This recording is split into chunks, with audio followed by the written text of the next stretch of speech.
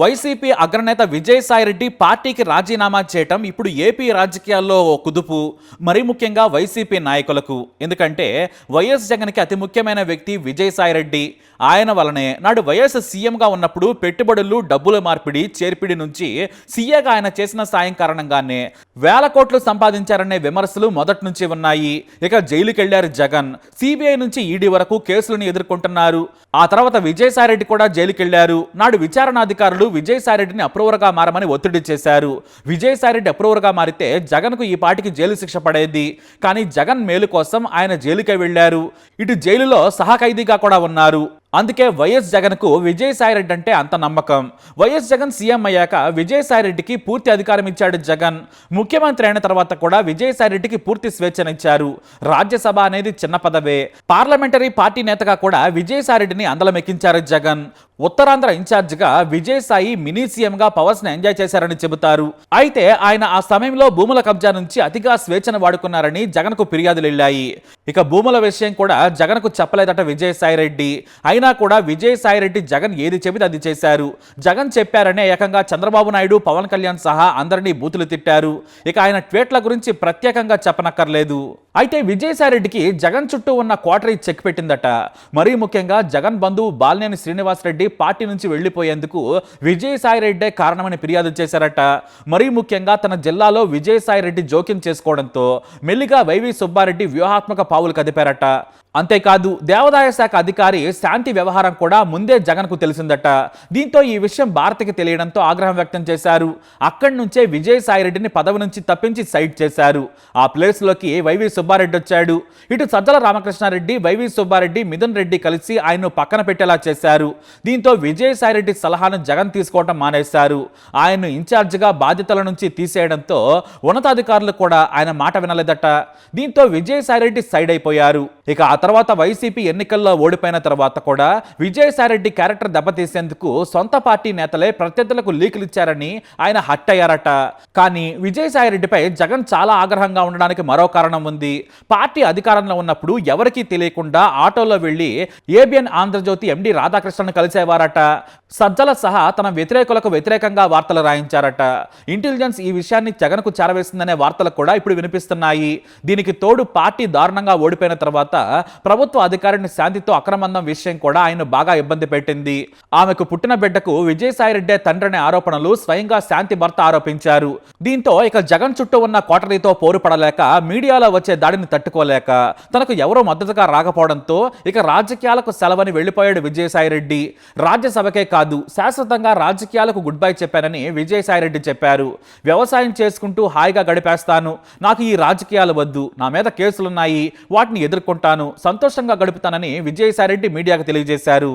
కానీ తనపై తప్పుడు వార్తలు ప్రసారం చేసిన వారిని మాత్రం వదిలిపెట్టనని ఆయన ఛాలెంజ్ చేయడం విశేషం. ఇటు విజయసాయిరెడ్డి రాజీనామాపై కాంగ్రెస్ నేత వైఎస్ షర్మిల షాకింగ్ కామెంట్స్ చేశారు. జగన్కు అత్యంత సన్నిహితుడు విజయసాయిరెడ్డి.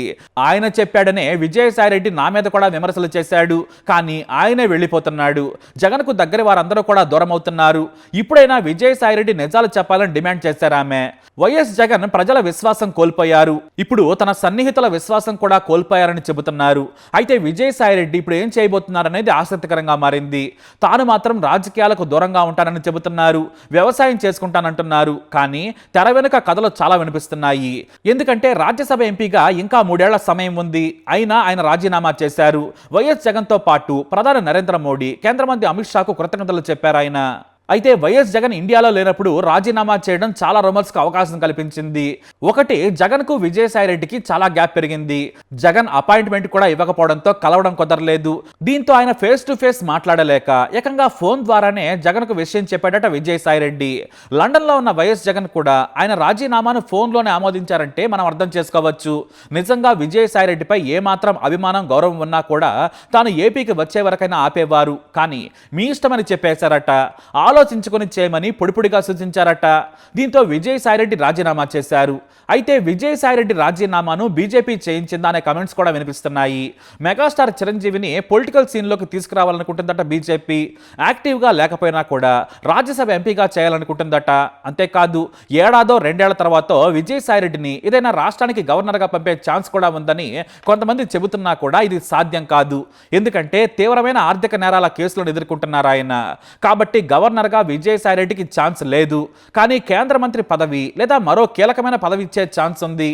అంతేకాదు బీజేపీలో చేర్చుకున్న తర్వాత వైసీపీలోని కీలక నేతలు బీజేపీలోకి వచ్చేందుకు విజయసాయిరెడ్డి పనికొస్తాడని వ్యూహాత్మకంగా పెద్ద తలకాయలను లాగినట్లు కూడా వార్తలు వస్తున్నాయి. ఎందుకంటే జనసేన బీజేపీ ఒకటే. పార్టీని బలోపేతం చేసేందుకు కొన్ని జిల్లాల్లో వైసీపీ ముఖ్య నేతలను కమలం పార్టీలోకి తీసుకొచ్చేందుకు ఉపయోగపడతారని ముందే విజయసాయిరెడ్డిని వైసీపీకి రాజీనామా చేసేలా చేశారనే టాక్ ఏపీ పొలిటికల్ సర్కిల్లో వినిపిస్తుంది. ఏపీలో ఖచ్చితంగా వచ్చే ఎన్నికల నాటికి చంద్రబాబు వయసు దృష్ట్యా దూరం జరగొచ్చు. రాజకీయ ప్రత్యర్థులు కూడా బాబు వయసుపై విమర్శలు చేస్తారు. ఇక పవన్ ను సీఎం ఫేస్ గా మోడీ ప్రకటించే అవకాశం ఉంది. అందుకోసం కీలక నేతలను ముందే పార్టీలోకి తీసుకొని గ్రౌండ్ ప్రిపేర్ చేస్తున్నట్లు టాక్. ఇక జమిలీ ఎన్నికల పేరుతో ఏడాది ముందే ఎన్నికలకు వెళ్ళినా ఆశ్చర్యం లేదు. దీంతో విజయసాయిరెడ్డిని పావుగా వాడుకునేందుకు మోడీ ప్లాన్ చేశారట. అంటే ఆయన ఏడాది లేదా 2 ఏళ్ల తర్వాత యాక్టివ్ పాలిటిక్స్ లోకి వచ్చే ఛాన్స్ ఉంది. ఇటు కేసుల విషయంలో కూడా బీజేపీ సాయం చేసే అవకాశం ఉంది. ఎందుకంటే సిబిఐ ఈడీ కేసులు ఉన్నాయి కాబట్టి బీజేపీ ఇబ్బంది పెట్టకుండా ఆయనకు సాయపడతారనడంలో సందేహం లేదు. ఇటు జగన్కు కూడా పరోక్షంగా విజయసాయిరెడ్డి ఉపయోగపడతారు. అయితే విజయసాయిరెడ్డి పార్టీని వేయటం వల్ల జగన్కు నష్టమేమీ లేదు. ఎందుకంటే ఆయన ప్రజానాయకుడు కాదు, జగన్ నిలబెట్టిన నాయకుడే. కాబట్టి ఈ విషయంలో జగన్ పెద్దగా ఇబ్బంది పడే ఛాన్స్ లేదు.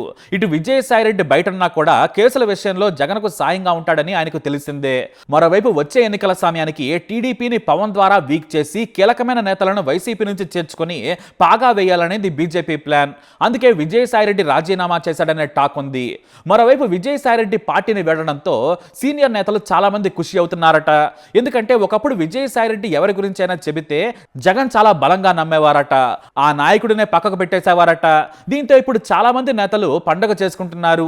ప్రస్తుతానికి విజయసాయిరెడ్డి వైసీపీ నుంచి వెళ్లిపోవడం పెద్ద కుదిపేమీ కాదు. కేవలం జగన్కు మొదటి నుంచి తోడుగా ఉన్న ఆయన ఇప్పుడు దూరం కావడం అనేదే చర్చ.